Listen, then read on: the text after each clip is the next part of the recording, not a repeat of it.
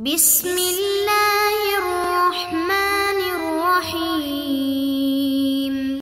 بسم اللہ الرحمن الرحیم الحمد للہ رب العالمین والصلاة والسلام علی رسولہ محمد وآلہ واصحابہ اجمعین اما بعد۔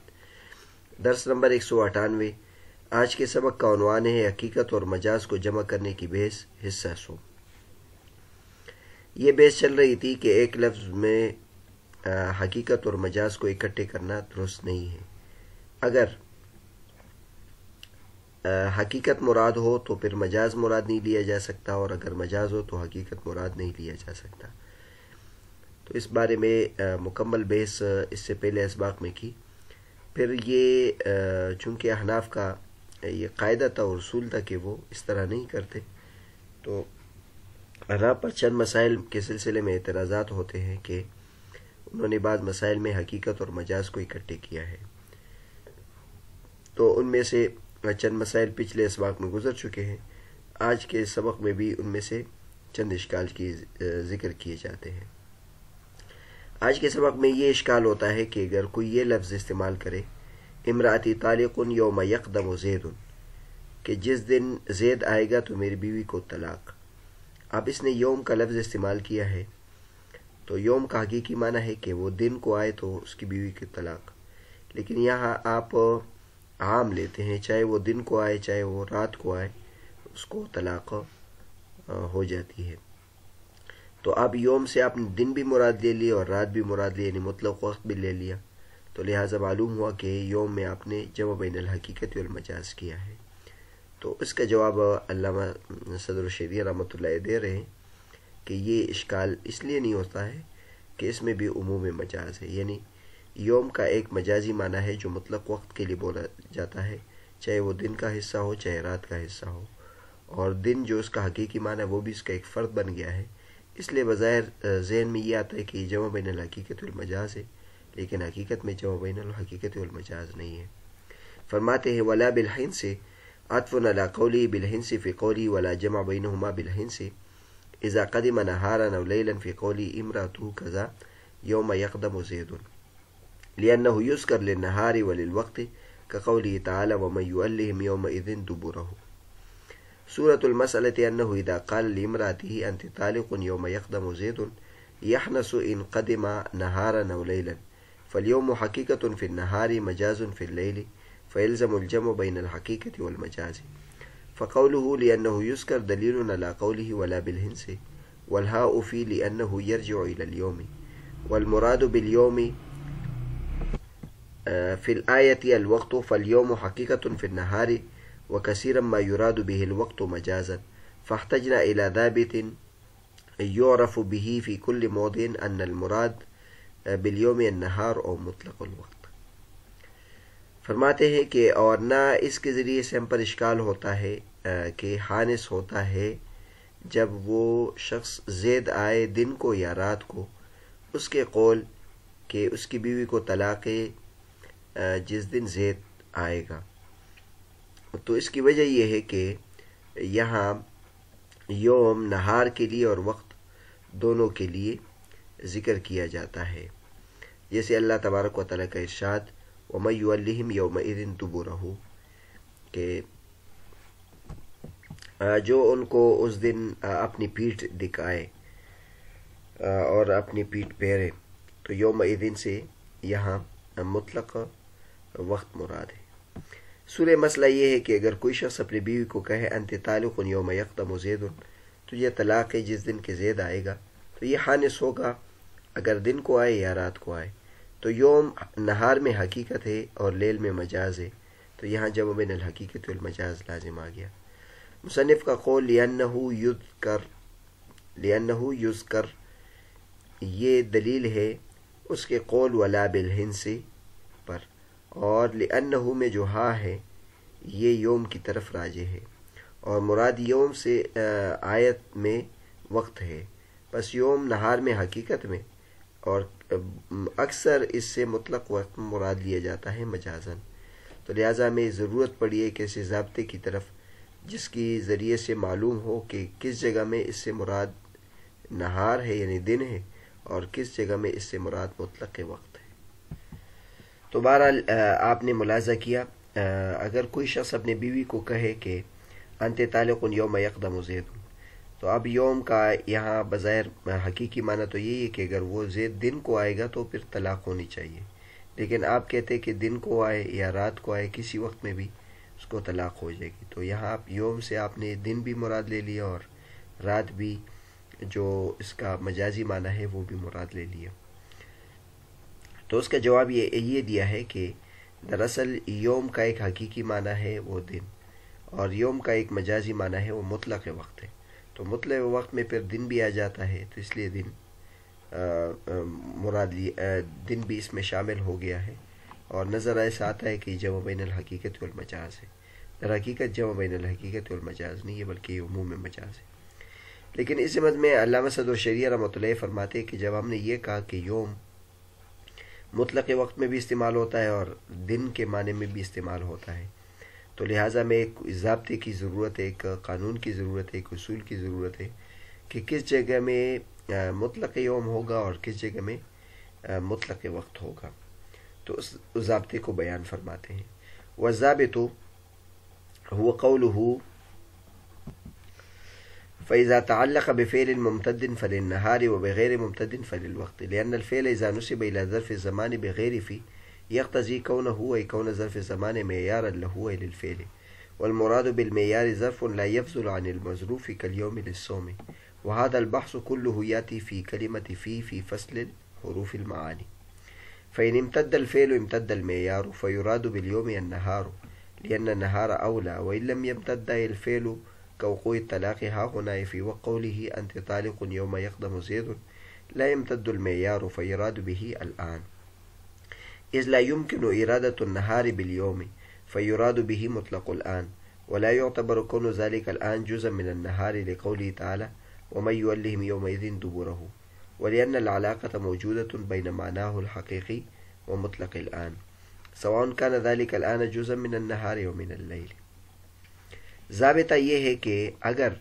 یہ یوم ایسے فعل کے ساتھ متعلق ہو جو ممتد ہو تو یہ پھر دن کے معنی میں ہوگا، اور اگر ایسے فعل کے ساتھ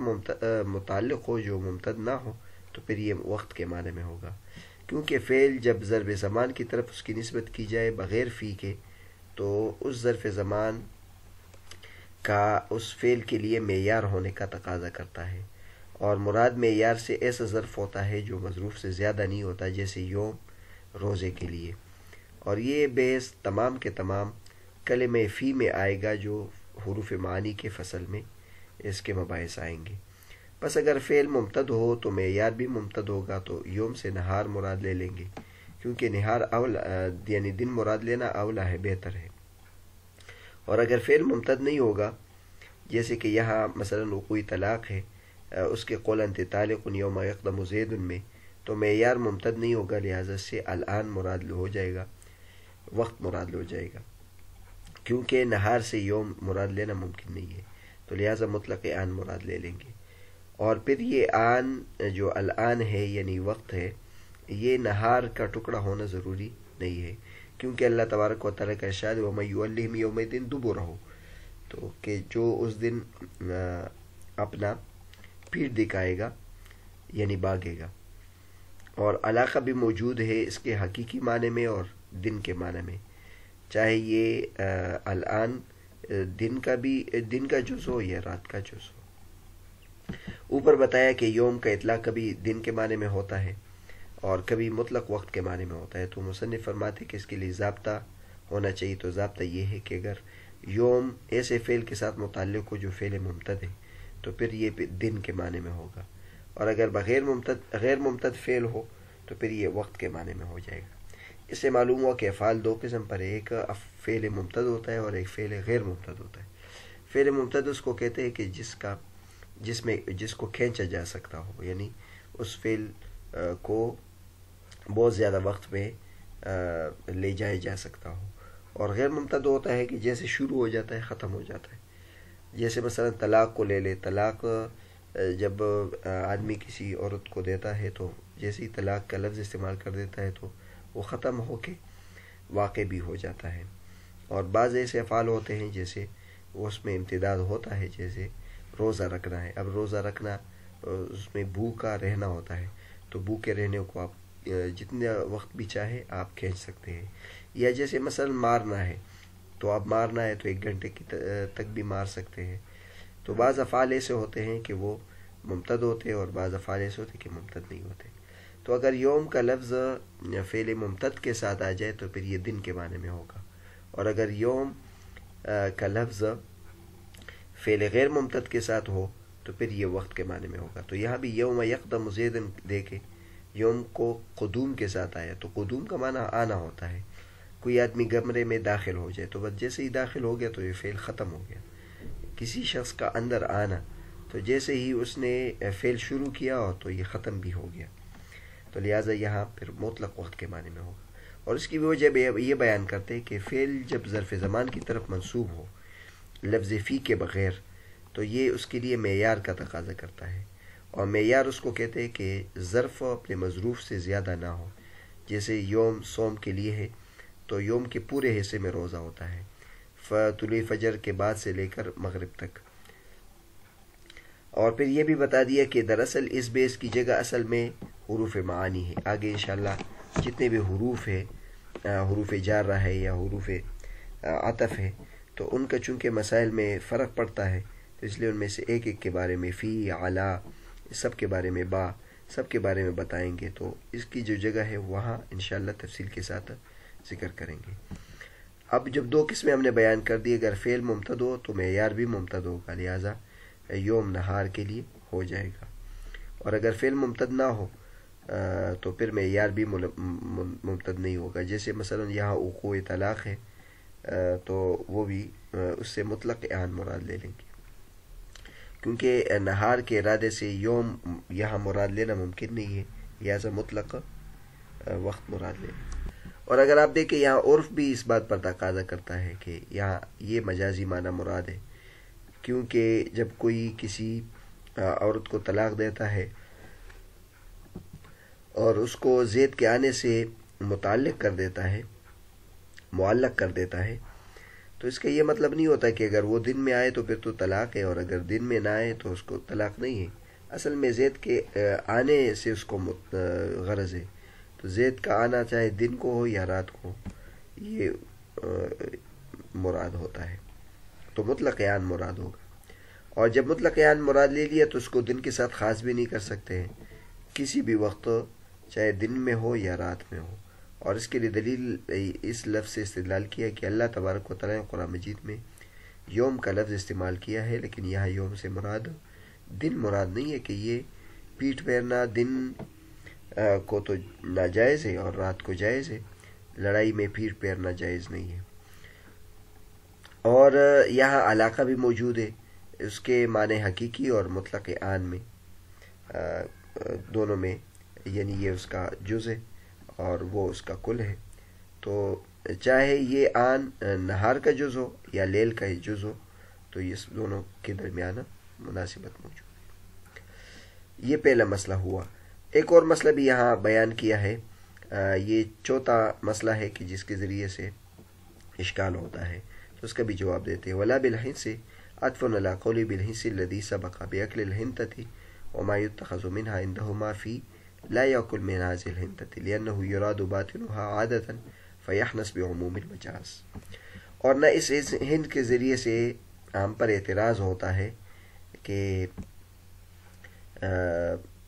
اگر وہ گندم کھائے یا گندم سے بنی ہوئی چیز کھائے تو وہ حانس ہوتا ہے. تو اس حانس ہونے کے ذریعے سے ہم پر اعتراض نہیں ہوتا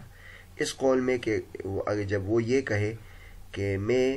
نہیں کھاؤں گا اس گندم میں سے، تو یہاں اس کہنے کی وجہ سے یہ حانس نہیں ہوگا. اس کی وجہ یہ ہے کہ حانس ان دونوں چیزوں کے کھانے سے وہ حانس ہوتا ہے. اب ان دونوں چیزوں کے کھانے سے حانس ہونے سے یہ لازم نہیں آتا کہ یہاں جمع بین الحقیقت والمجاز ہے، بلکہ دراصل اس نے ہنتا کا باطن مراد لیا جاتا ہے عادتاً، لہذا عمومی مجاز کے ذریعے سے اس کو حانس کیا جاتا ہے. چوتھا اشکال یہ ہے، اس کا خلاصہ یہ ہے کہ جب اگر کوئی شخص یہ کہے کہ لا اکل من هذه الحنطة، میں اس گندم میں سے نہیں کھاؤں گا، تو اب گندم کا ایک حقیقی معنی یہ ہے کہ وہ گندم کو سلامت ایسے ہی کھا لے چبا کر اور اس کو نگل لے. اور ایک اس کا مجازی معنی ہے وہ یہ ہے کہ اس گندم سے بنی ہوئی جو بھی چیز ہے، روٹی ہو یا جو بھی چیز ہو، تو اس سے وہ مراد لیا جائے. صاحبین کا مسلک یہ ہے کہ اس صورت میں دونوں صورتوں میں وہ حانس ہو جائے گا. اگر وہ گندم کو مسلم شکل میں کھا لے تو اس سے بھی حانس ہو جائے گا، اور گندم کی روٹی کھائے تو اس سے بھی حانس ہو جائے گا. تو صاحبین کے مسلک کے مطابق اس پر اشکال ہے، اور وہ یہ ہے کہ یہاں آپ نے حقیقی معنی کو بھی جمع کیا اور مجازی معنی کو بھی جمع کیا. تو اس کا جواب مصنف نے وہی دیا کہ اس میں عموم مجاز ہے، یعنی اس جملے کا ایک عام معنی ہے اور ایسا مجازی معنی ہے جو حقیقت کو بھی شامل ہے اور مجاز کو بھی شامل ہے، جس کی وجہ سے نظر ایسا آتا ہے کہ یہ جمع بین الحقیقت والمجاز ہے، لیکن حقیقت میں جمع بین الحقیقت والمجاز نہیں ہے. اچھا، اس سے یہ معلوم ہوا کہ امام صاحب کا مسئلہ کہ یہ نہیں ہے، یہ معروف مسئلہ ہے امام صاحب کے نزدیک. یہاں بھی حقیقی معنی مراد ہے صرف، اور امام صاحب کا یہ مشہور مسلک ہے کہ جہاں حقیقی معنی مکمل طور پر چھوٹا نہ ہو، مکمل طور پر متروک نہ ہو، تو مجاز کی طرف نہیں جائیں گے، لہذا وہ حقیقت پر ہی اس کو معمول کرتے ہیں. اشکال صاحبین کے مسلک پر ہوتا ہے کہ صاحبین یہاں چونکہ گندم کو اگرچہ مکمل طور پر نہیں چھوڑا گیا ہے، کبھی کبھی لوگ ایسے ہی مسلم شکل میں بھی کھا لیتے ہیں، لیکن عام طور پر گندم کو لوگ ایسے نہیں کھاتے بلکہ روٹی کی شکل میں یا کسی اور شکل میں استعمال کرتے ہیں. لہٰذا چونکہ اکثر و بیشتر اس کا یہ معنی نہیں ہوتا، لہٰذا وہ مجاز کی طرف جاتے ہیں.